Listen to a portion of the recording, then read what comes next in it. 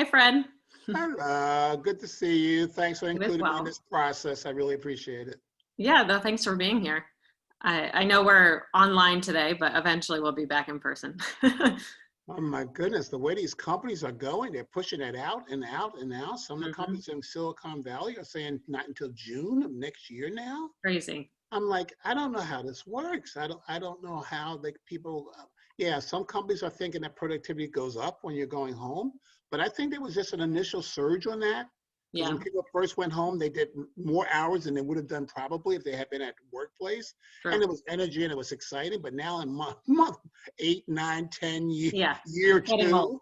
two, it's and it depends on your business. I mean, our Yeah. business, it's very clear to me many, many years ago when we kind of first moved to Troy. Initially, we were working out of our homes, hmm and that was okay when we were small. But as we started growing, I felt like people needed to have a water cooler experience. Yep. We're a consulting firm, we're a management consulting firm, we do organization development technology. We're really talking about culture change, and we have to be hmm thinking and be creative and be on top of things. And you can only do so much of that on that time on the phone. Exactly. You can only do so much of that on Zoom. Zoom doesn't give you that creative spark. It sure does. It makes communication.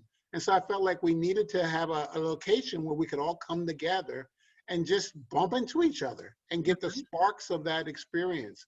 And so even though, ideally you would say, given the dangers out in the world around the pandemic, it'd be good if everybody just stayed home. I just don't think our business could be as good as it needs to be. Yeah, we could do that, and we could be at 60%, maybe 70%, but I need us at 120% of Exactly. our capability and success. And so I've asked people to come to the office, which is right here in downtown Troy. But the thing I have said is, you don't have to come every day, hmm and you don't have to stay 8 hours a day. So, some people come in on Monday, some come Tuesday. We have so we're rotating it around as people feel comfortable. We have no strict rule about that. Yeah, But I just want you to show up, weekly in the office. And then there are some people who are in administrative or project jobs where I do need them there every day. So exactly. some people have flex, some people have less flex, but I don't know how else to do that. And then most of our consultants are independent contractors and all over the country, so they always have worked out of their homes. So Oh, that's yeah. not been a challenge for us. But for the administrative and project staff, which in our organization is the glue of the organization, they hold the brand, they hold the technology, they hold the coordination of it all, and then they inform the consultant, here's the client, and consultant could work with a client anywhere from 3 months to 2 years, hmm and just stay informed and involved with the consultant as they're interacting with the client and keeping the schedule and all that. But we in Troy are kind of holding the master plan of how this all fits together. I'm glad people are being safe. That's important. And like many organizations, being together periodically is absolutely incredible and critical. And I think we're seeing that too. I mean, as you said, they were a little productive at the beginning, and now they're getting to this point where they say, I need interaction, right? I need to be in my space where I can talk to my coworkers every day in a close knit way. Fred, do you mind just telling us a little bit about yourself first, and then maybe explain? We talked a little bit about Kaleel Jaminson so far, but just explain a little bit about Kaleel Jaminson and what you guys do. Sure. So about me, born and raised in Philadelphia, Pennsylvania, many, many, many years ago. Mhm. After college, went to work for what was then called Connecticut General Life Insurance Company, now called Cigna. So I worked for Cigna for 11 years, and I started doing this work at Cigna in the early 70s. And it very much was one of the pioneering organizations around that. The first organization to do work around diversity and inclusion was Polaroid in Massachusetts, Oh, and then Procter and Gamble, and then Connecticut Generals. We were the third company in the country to start doing work, helping blacks and whites work together, and then women and men work together in an organization. Because in the 70s, that was a new phenomenon. I mean, women had always been in the organizations, but they had been secretaries, and blacks and people of color always been in organization, but they were in the kitchen or running the elevator or cleaning. mhm. And the shift to the women and people of color being in management meant that there was a whole new way of thinking about management, thinking about responsibilities, and thinking about how those people would contribute to the organization and how the organization culture needed to change. And that's one of the things that Kaleel Jaminson talked about. Because a lot of people are talking about how do people of color and women fit in to the existing organization. And she wrote an early article on affirmative action as total system change. That if you're going to have women and people of color in the organization, don't think it's business as usual. Yep. That you really have to shift the organization. And obviously that's proven to be very, very, very true and beneficial to the organization, because some of the rigidity of the organization hurt it and made it difficult for them as we moved into this area of speed and change. And the ability to adjust to people and different groups and to the culture and to the society and to customers has all been a core competencies of organizations. So 11 years at Connecticut General, and then I left there and joined Kaleel. She was my consultant there. And then I left and joined her full time in 79. And then we worked together into 85 when she died of breast cancer at 53 years of age. And then I asked a woman named Judith Katz to join me, and we worked together for 35 years. And she just retired. But she's only doing what I'm calling a boomer retirement, which means that she hasn't abandoned us and she'll just do what she really wants to do, and not all those tasks she doesn't want to do anymore. So she's given us X numbers of days a year to do work, which is absolutely great. Mm-hmm. So you guys focus on a few main things, right? Do you want to explain what those pieces are? So we're really helping organizations really go through this transition of kind of the post-industrial revolution way of thinking. People are hands and feet, shut up, do your job, don't want to hear from you, just be quiet. And you know, that's been transitioning for a while, but organizations haven't fully made that transition into a time where I'm calling it bring your brain to work, where organizations want people to bring their thinking to work. We were doing work with a utility company in Connecticut. And I was talking about this, and one of the linesmen said, wait a minute, let me get this straight. When I used to come to work, I put my lunch pail in my locker and my brain in my locker, and then my supervisor would tell me all day what to do and how to do it. Now you're telling me I put my lunch pail in my locker, but I don't put my brain in my locker anymore? I said, yes, that is what we're talking about. We want you to bring your thinking to the job. And you're not just going to do that old mass production, move the widget from point A to point B, and don't mess with the widget, just do it. Until where we're saying, no, if you're touching something, make it better. Continuous improvement is critical to the organization. So once you ask people to bring their thinking, then they're going to be thinking about everything. Because when all I had to do was this all day, I thought about vacation all day. When am I going on vacation? What was it going to be like? That would just be having an out-of-body experience. And then once you tell me to bring my brain, then I'm bringing who I am, I'm bringing my family, I'm bringing my experience, I'm bringing my wants and my dreams to the workplace. And so now you have this whole human being that the organization needs to address. And that's why there's been so much pressure on organizations to be much, much more sensitive to the whole human being and the needs of people. And people have wanted more. And especially as younger people have joined the organization, and not only are they bringing that, but they're bringing values to the organization that they're seeing as critical. I often say to our clients, we're living in a time when most young people are not going to make more money than their parents did, which is very different from us boomers. Us boomers, the whole goal was to make more than your parents, and my hunch is many, many, many, many of us succeeded in that area. So if you're not going to make more money than your parents, then what else do you have that you're going to bring your added value specialness? And I think for many of the younger generation, it's the values and having the values and living the values and living in organizations where the values make sense. And I think that has put more additional pressure on organizations to have values that help people be human and values that people can identify with so that they can support the organization. I think at the same time, consumers are more intent and concerned about values. For several years, I was on the board of Ben & Jerry's ice cream. And on that board, our whole thing was about values. And Ben & Jerry still, I mean, they're great people, are still very much value-centric in the way that they look at the world. And that has always made that ice cream company, although it does have the best ice cream in the world. But in addition to having the best ice cream in the world, it also has made it have a special place in many people's heart because people experience it as a value-based organization and values that they can buy into. A little bit about what was that? I was going to say a little bit about the firm. Yes, please, great. So like I said before, we're a management consulting firm. We use organization development technology, which is change. Where are you? Where you want to go? What's the method for getting there? Plan change, to bring about a culture change. And that culture change is what I've talked about already. We've worked with organizations all over the United States, all over the world. So, you got Apple, you got Oracle, you got Mobile Oil Company, you got United Airlines. You've got cities like the city of San Diego, city of Troy, New York. And we've worked with MacArthur Foundation and Ford Foundation. And again, 50 years, we've worked with lots and lots and lots and lots of organizations. And it's good. We might be getting ready to do some work with the New England Journal of Medicine, which would be a very exciting place to do some work. We're doing work with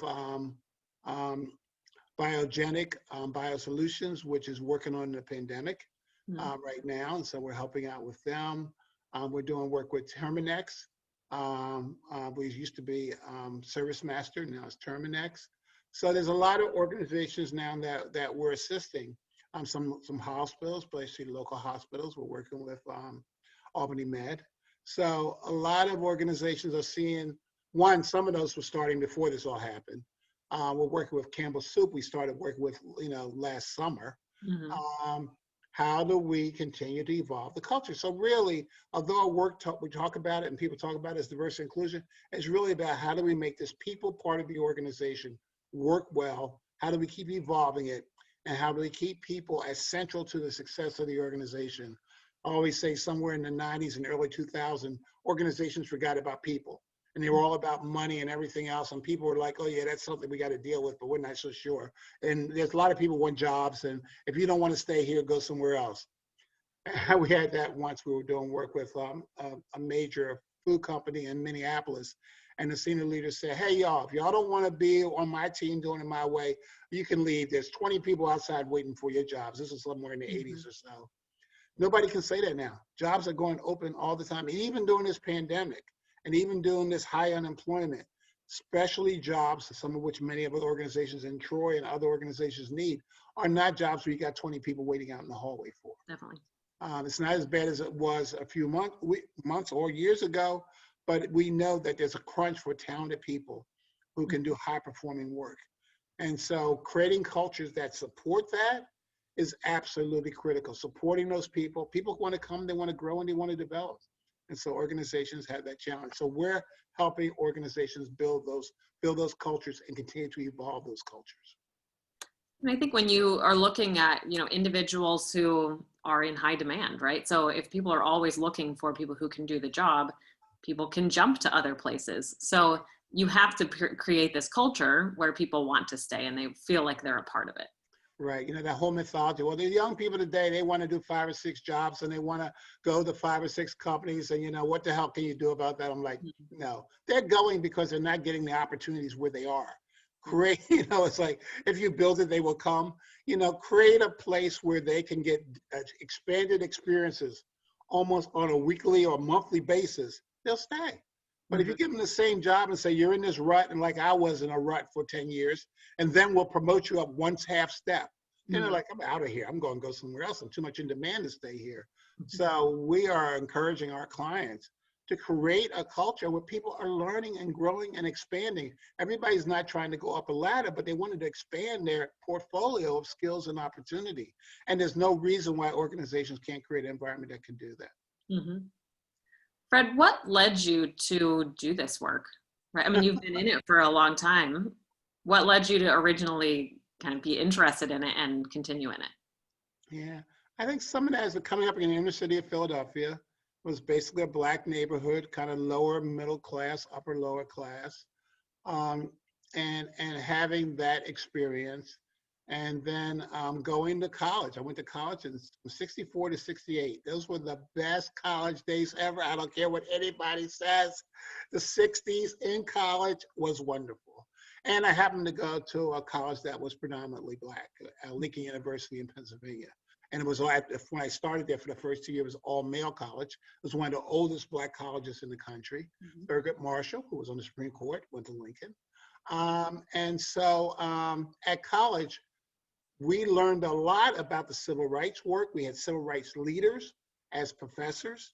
And we were learning a lot about the book that came out around Black Power was written by Charles Hamilton and Stokely Carmichael. Charles Hamilton was my professor.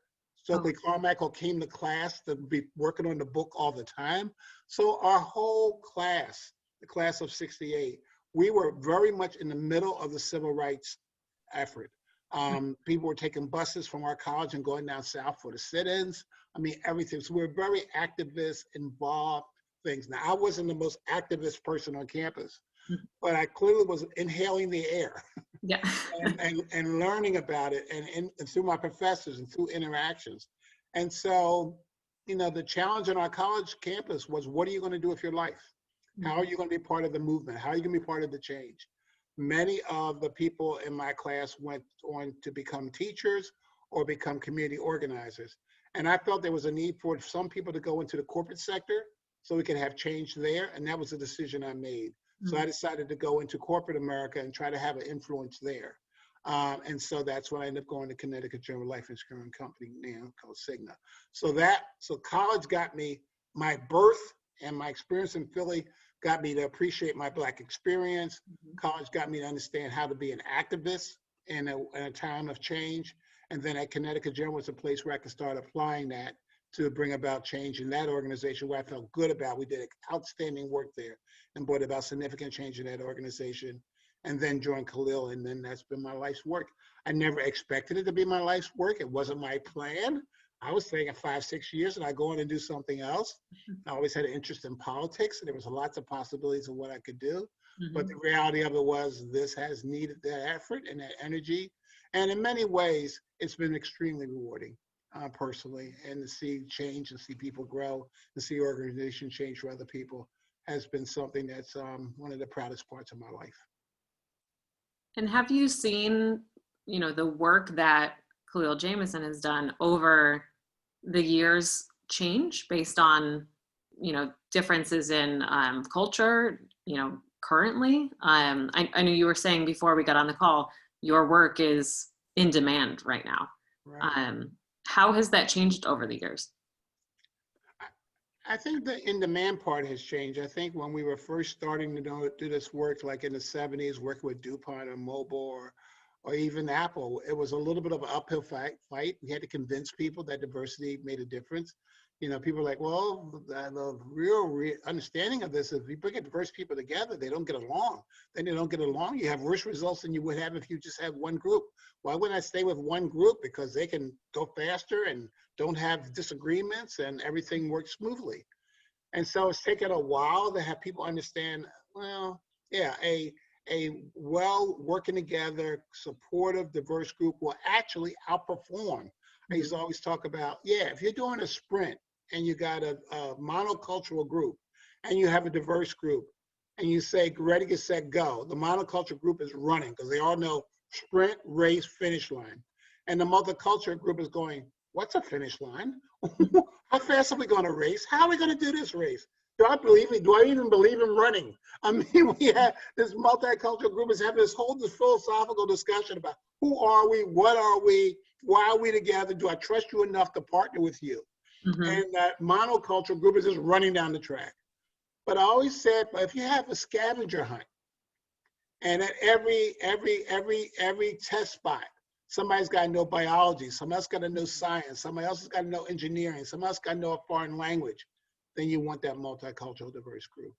You know, when we try to go to the moon or when we go into Mars, we don't have one discipline of engineer. We have as many disciplines of engineers as possible.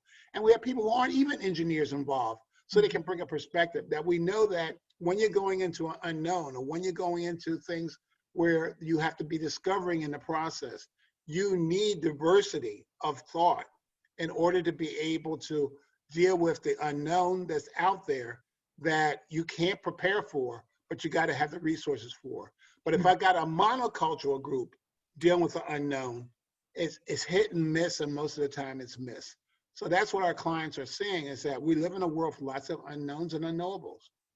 And to the degree that I'm going to be able to address those things, whether I'm a big corporation or small, my goodness, look what's happened here in Troy and businesses in Troy.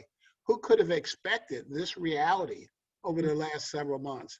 And to the degree, thank goodness for BID, thank goodness for other organizations, the Chamber, we have people bringing diverse thought together to try to solve and think about it. But just think if you only have one point of view and one way of looking at this, there's no way you could be successful.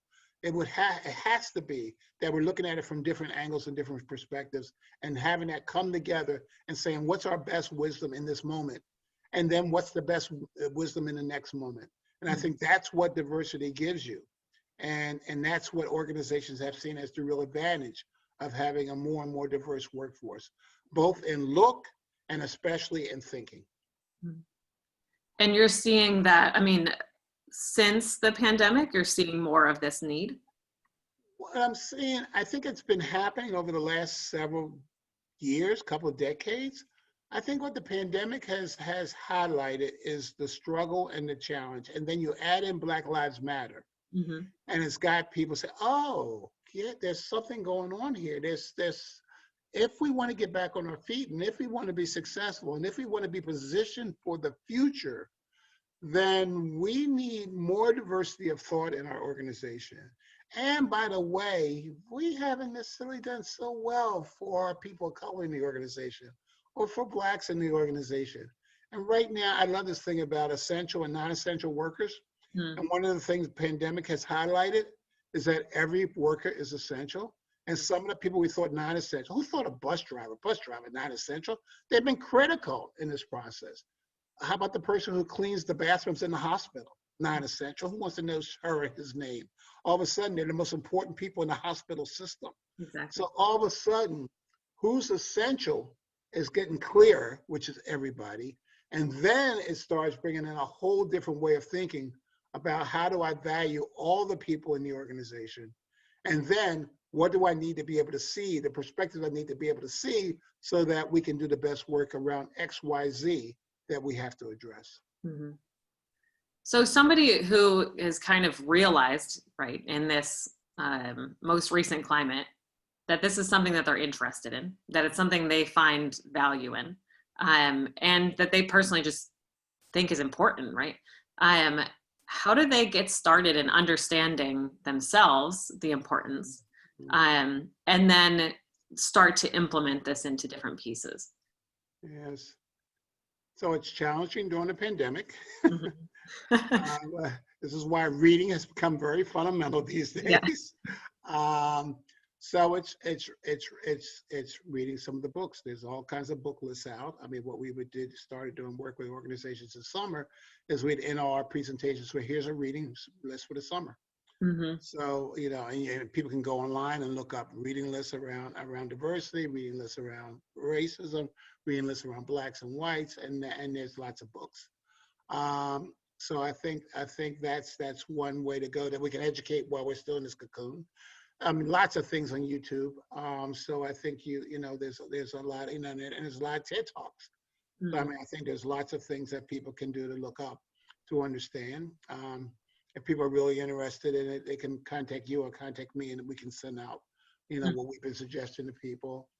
So that's a start. Start is, how do I get myself thinking broader than I might think otherwise? And that's true for everybody. I need to think broader, right? So we all got to think broader. Then I think, as we have the opportunity, giving ourselves exposure to difference. Because there's just a lot of things that people have and people hear, and don't turn the TV on. It looks like differences, and especially Black people right now are an area of danger in the world. And, that's not the reality of the whole situation. And so how do I get myself exposure to go into different stores than I might go to, going to different restaurants that I might go to, giving myself exposure to seeing the world in different ways? It's incredible. I'm always struck when I just was interviewing one of the senior leaders of a client right before this interview. And he had worked in Singapore, he had worked in China, he had worked in Europe, and he had the broadest perspective about diversity and inclusion and how valuable it is. And then when I talked to somebody who's only worked in the United States, they had the most narrow perspective about it.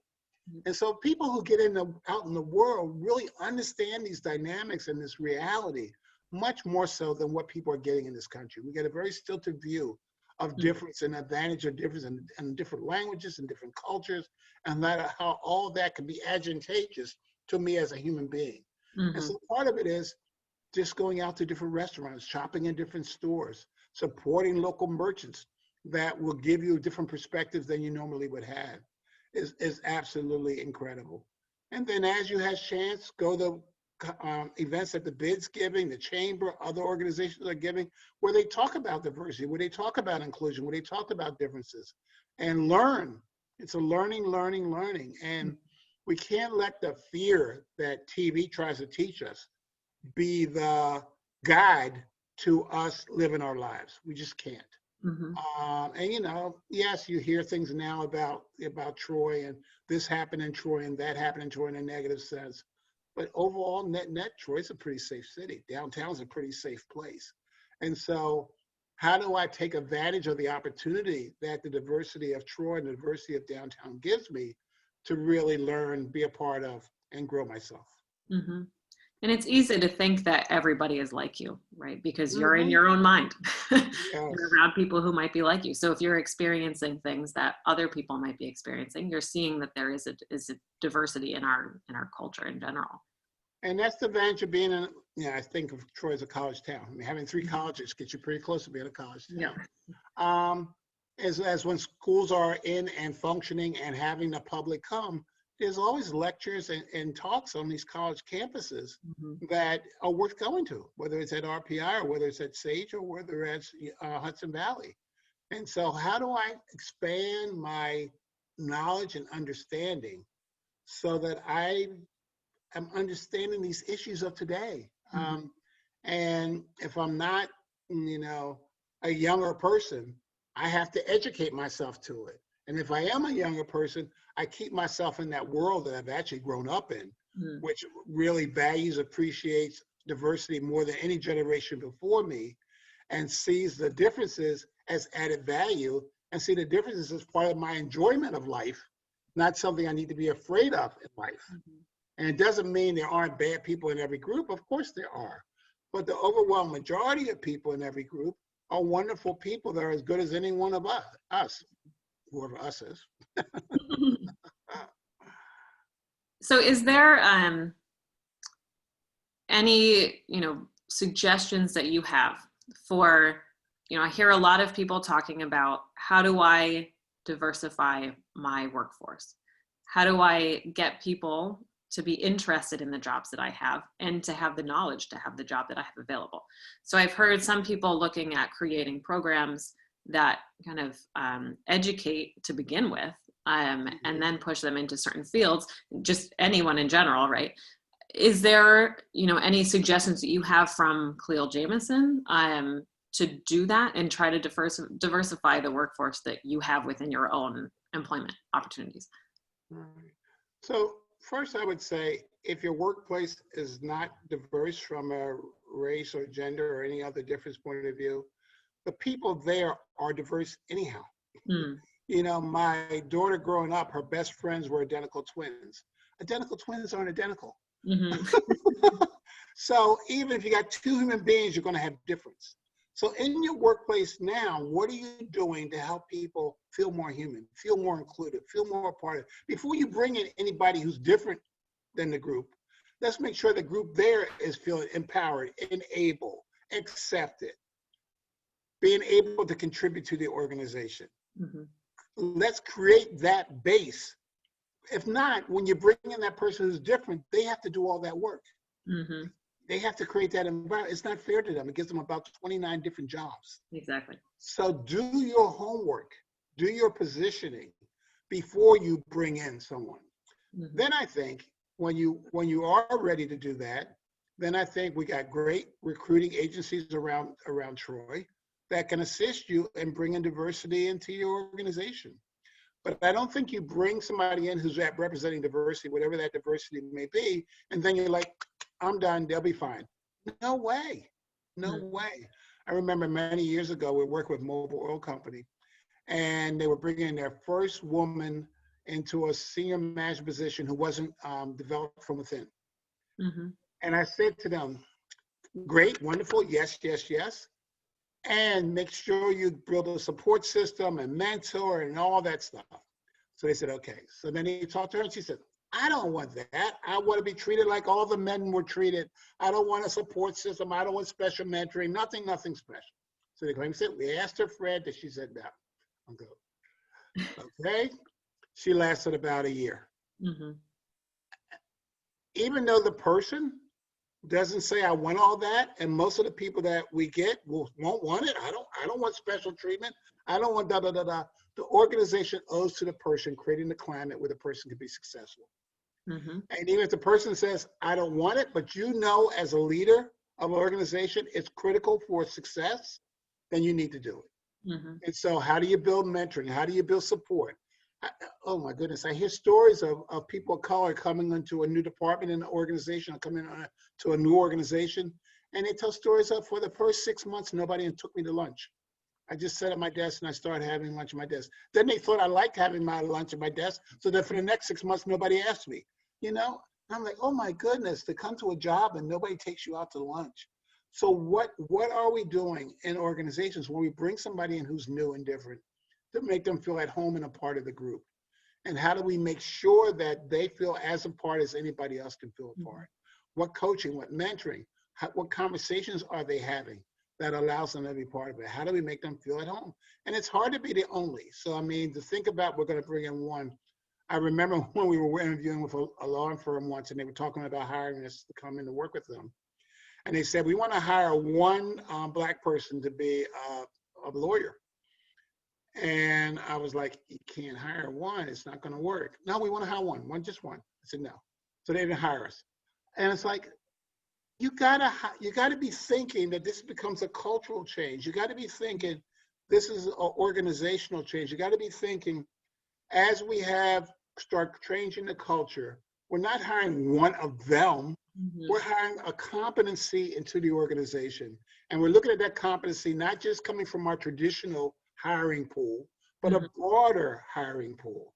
And in that broader hiring pool, we expect to have diversity.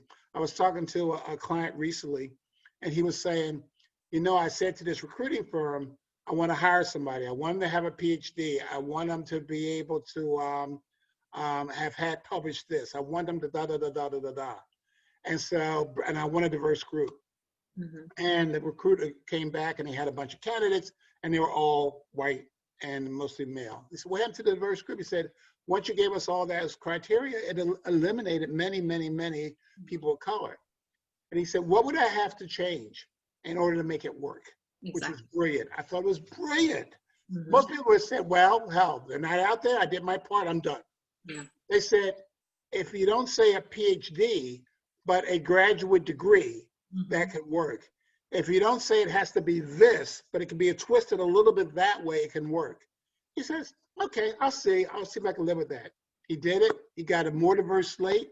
He found a person of color that he loved. He hired a person, one of the most successful people in the organization. Awesome. This can work. We can do this, but we're going to have to shift some things, not lower standards. I remember we doing work with the city of San Diego, with the city manager. And he had the system, like many places, where when somebody took the test, the top 3 people were the 3 people he had to choose from. But historically, they only picked the first person. Mm. And so in order to increase diversity, he had picked, I think it was the second person on the list. And the whole city blew up. How could you pick number 2? You're picking inferior. You're not picking the best person. So I went in to see Jack, and I said, Jack, I hear everybody's upset. You didn't pick the number 1 person. You picked somebody who was number 2, sort of not qualified. Da, da. He said, let me tell you, Fred, the first person had a 99.7. The second person had a 99.5. Mm. And I'm like, oh, okay. Drop the mic. That's not, I think sometimes we hold these things to such high pedestals and we don't look what's under it. And when we look what's under it, we realize that we've got some false stuff in all that. Mm-hmm. And in order to have this person who got the 99.5 that could bring some different skills, capabilities, and talents to the job, it was worth it to him that the test didn't tell the whole story. Mm-hmm. And to pick the second person or the third person on the list actually gave the city more than picking the first person. I Mhm. think that's what organizations got to look at. What's the talent I need?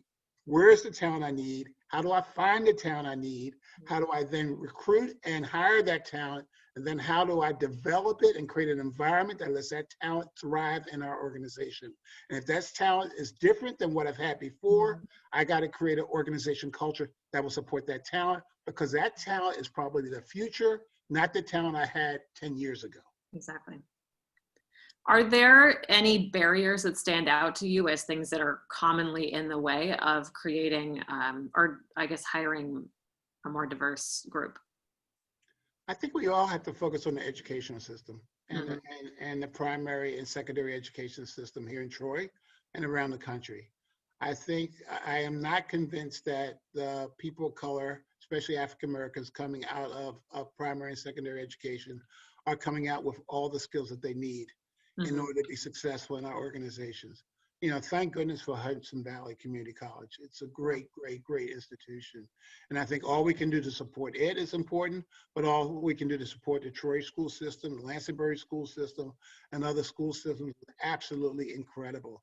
Because we have to make sure that we don't have a lost generation out there. And given the pandemic, that could very well happen. And I think it's important for every business to focus on how do we increase the education of people in our community, how we increase those students. And then the other thing, is we got to create summer jobs for young people. Mm. We have to create the summer jobs, especially for young people of color. Not only do they have the job experience, I mean, you can give coaching to somebody on a summer job that parents don't necessarily have a position to give their coaching to their kids. I Yeah. don't care what their color, what their difference is. You can say stuff as a boss or a manager, as a peer, that parents might not even say about behaviors and habits and things that they're doing.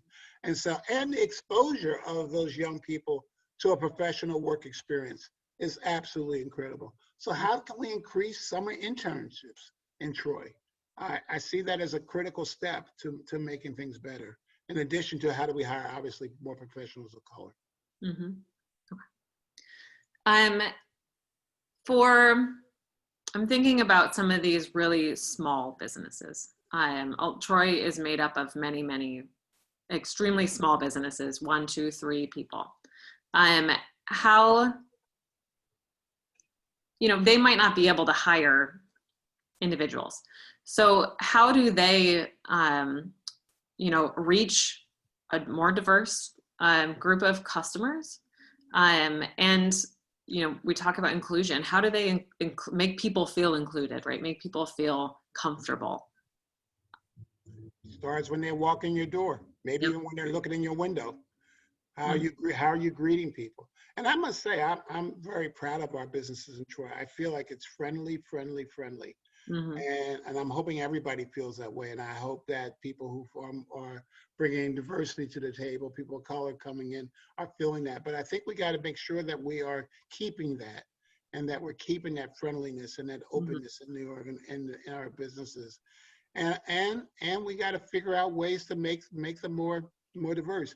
And then it comes to, how about your suppliers? Are Mhm. you asking your suppliers what their diversity is, and how they can be more diverse? Mhm. If you have merchandise or service people, whatever, are you asking about their diversity, and what their diversity looks like in their organization? So you might not be in a position to have a diverse staff, but you may be in a position to ask the questions of others who are servicing you, Mhm. and you're in a position to how you treat the people who walk through your door. And all those things make a difference. And then what can you do as a business owner or a business person to be able to help the community be Mhm. more and more supportive of diversity, so Definitely. your business can grow? So Fred, I know we are getting close to the time when we need to be done. But I've really, really enjoyed this conversation. I think you have much more to give. So if people have any questions for you, I'm sure we can probably keep. Absolutely. Thank you very much. Thanks for the work you do in the community. And I love Troy. It's my place of choice. Yeah. Is there anything before we go today that you feel we didn't cover that you want to kind of, leave with today? Um, like I said, I'm very pro-choice. I'm very pro working with the mayor and the city council, Mm. Republicans, Democrats, Independents. working together, us working with them to really create the best city we possibly can create. I think it's critical. Mhm. I think we have to see this as a time that's calling for all of us to rise up and Mhm. hold hands and be together as we go through this. And we have to make Troy even better on the other side of this. Mhm. Um, we have challenges in the city. I know there's challenges around people of color, and especially African Americans in parts of the city. And how do we make sure that their plight is identified and addressed, and we're not leaving segments behind? We talk about downtown. Downtown can only go so far if there's other parts of Troy or Lansingburg that aren't moving along. And so for me, it's the whole of the area. And how do we make sure that we are doing all we can, whether it's our educational institutions or our communities or our police force or our social services, that allow people to have what they need so Mhm. that they can be successful, feel safe, and be able to contribute. And so it's a collective effort of the whole to change and make the whole better for everybody. Mhm. I also look forward to another Troy 100 forum whenever we're able to do it again. I But I know this is kind of ingrained in everything you do, so I appreciate, you know, all the effort and work that you've put into all of this over the years of really connecting people and making people feel like they're included. Thank So you. appreciate that, and you know, best of luck in everything that you're up to. I know you're very busy, so thank you so much for being here today, and we look forward to hearing more from you in the future. And thank you very much, and thank you for your work too. Appreciate it. Bye. Bye-bye.